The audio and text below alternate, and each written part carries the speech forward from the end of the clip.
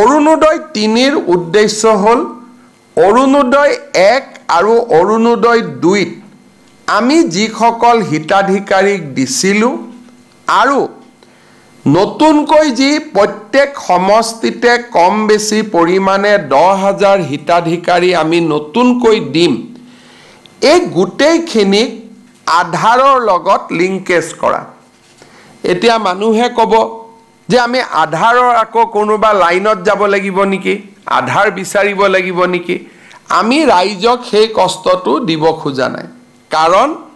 আজিৰ দিনত অসমত যি পৰিয়ালৰে ৰেচন কাৰ্ড আছে তেওঁলোকে আধাৰ অলৰেডি ৰেচন কাৰ্ডখন আধাৰৰ লগত সংযোজিত কৰি থৈ দিছে 2 বছৰ আগতে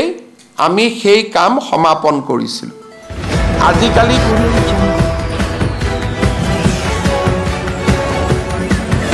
Audio